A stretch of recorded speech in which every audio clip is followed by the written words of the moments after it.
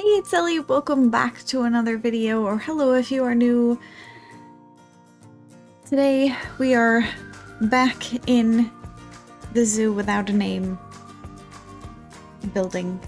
And today I'm gonna finish another habitat, so that's exciting. I did sort of make a mistake though.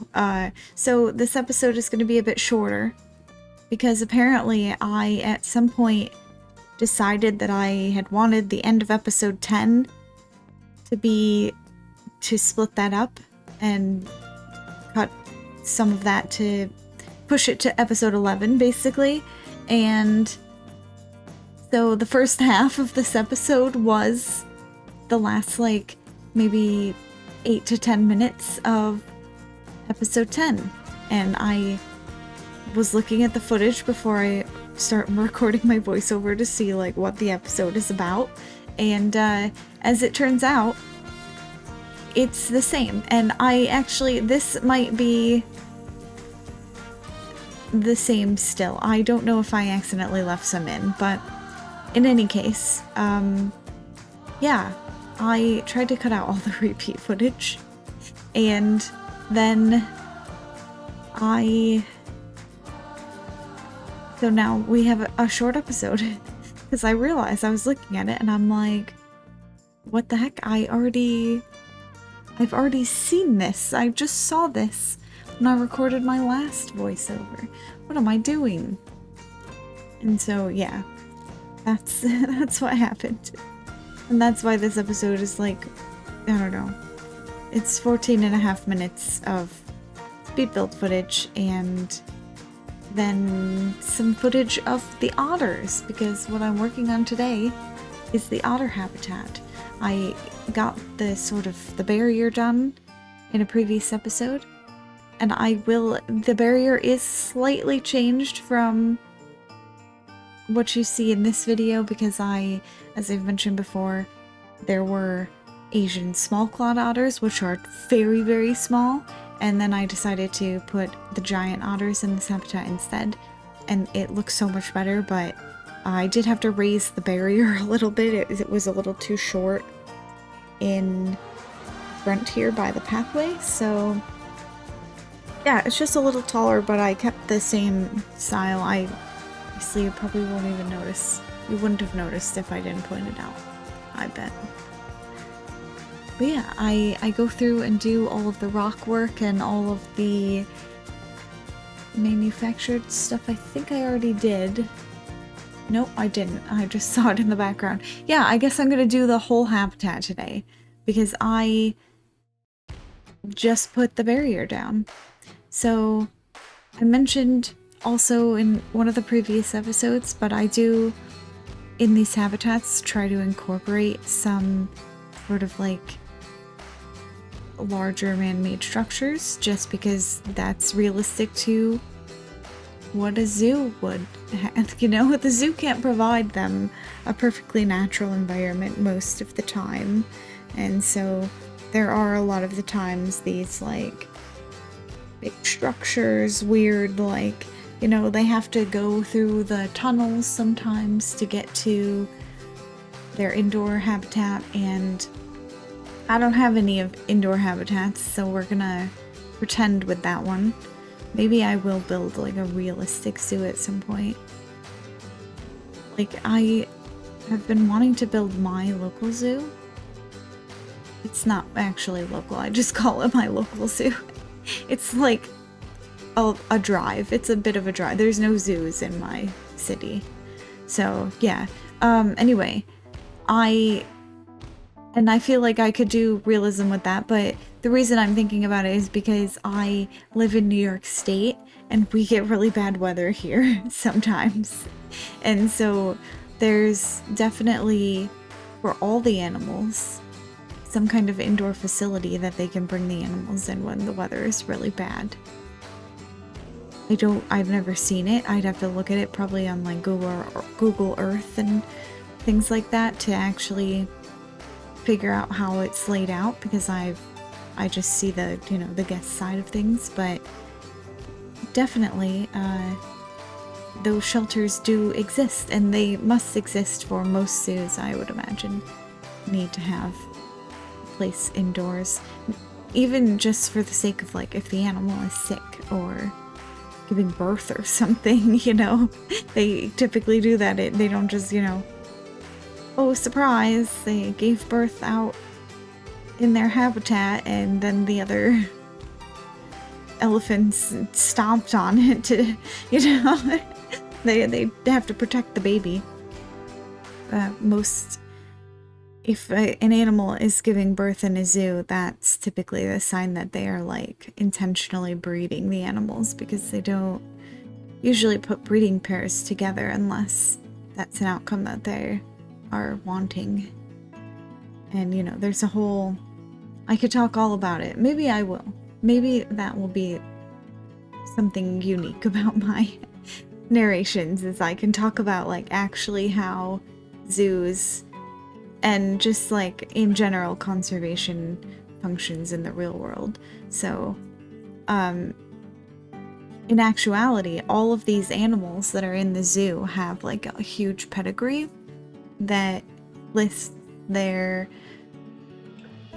you know, their ancestors, their heritage, their parental line, all the way through, and where those animals came from. And shuffling animals around for breeding purposes is super common. That's why, you know, you have the little babies, and typically those offspring get sent to other zoos, because it's like a fresh genetic animal. I'm wording that badly, but what I mean to say is, like, when you have these offspring that are not related to anybody in a new zoo, it's best to send them to that new zoo so that they can potentially breed and create more genetic diversity, because there's a whole, like, the reason so many animals are endangered is not just because they're dying, it's because they have such limited access to other populations to ensure their genetic diversity, right? So when we're, like, cutting forests in half, we're isolating these groups of animals that normally would have been able to interact. Like, during breeding season, they could find other members of the species to mate with so that they, you know, maintain their genetic diversity. But when we isolate these groups with, like, deforestation, that's when you have issues, because then the animals only have access to the ones that are in that small group, and eventually you're gonna end up with incest and low genetic diversity, just because there's no new genetics coming into the groups. And so it's like, thinking about the genetics of these animals is a major part of conservation. And there is, like, some of that in the game, which is nice. I appreciate that they actually care about, you know, families mating with each other and having poor genetics and whatnot. And there's some, you know, you've got a couple meters there to kind of determine which ones might be good to release to the wild and whatnot. And releasing animals to the wild is, like, a whole other thing that I definitely don't have time to talk about in this episode, but maybe at some point I will talk about that. Maybe next episode I will discuss kind of the methods of releasing animals to the wild and what that, kind of the struggles that go along with that, because it's definitely not very simple. But yeah, in terms of, like, I don't even know how I got started on this topic, to be honest. So yeah. Anyway, I appreciate that this game does let you monitor who's mating and whatnot. I know that I'm fairly certain anyway, maybe I was just too young to pay attention or care, but I don't think Zoo Tycoon had that aspect. I always remember my animals just mating like crazy and having like 6 billion lions. And I played in a similar manner as I do in Planet Zoo, which is I just like to build habitats and make my zoo look nice. And I usually I didn't really play with money. I would like give myself the max money. I don't think there was a sandbox mode like with infinite money, if I remember correctly, in Zoo Tycoon. And I had all the expansions. I had the dinosaur expansion and the marine animal pack expansion, and I think, wasn't there one more? There might have been like a more exotic animals or something.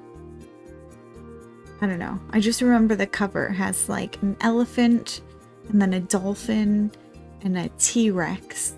And I think there might be a giraffe in the background. But that was my favorite game growing up. So it's no wonder that I have several thousand hours in this game now as an adult. Where I can, in a game where I can actually like, you know, pay attention to the things that I actually like now as an adult. You know, it's no wonder I like all these things. Animal conservation and whatnot. Playing a game like Zoo Tycoon for my whole childhood feels very natural. Anyway, the video is just about over. I've got some very fun cinematics. I've got the whole overview of this habitat, as well as some otter shots. I, you know, just use the camera to follow the animal around, and, you know, there's a little baby in there and you see that, and it's very, very cute. The animals were behaving fairly well for me in my cinematics recording, so I was very happy to see that. But I hope you enjoyed the video. If you did, make sure to give it a like. Subscribe to my channel if you want to see more content from me. Join my Discord if you want to hang out and share your Planet Zoo builds and stuff. I would love to build more of a Planet Zoo community, as well as a community for The Long Dark, which is the other game I am playing right now on my channel. So yeah, consider joining the Discord and hanging out. Also, you can check this playlist for the rest of the speed builds in this zoo series, and I hope to see you in the next video. Until then, bye!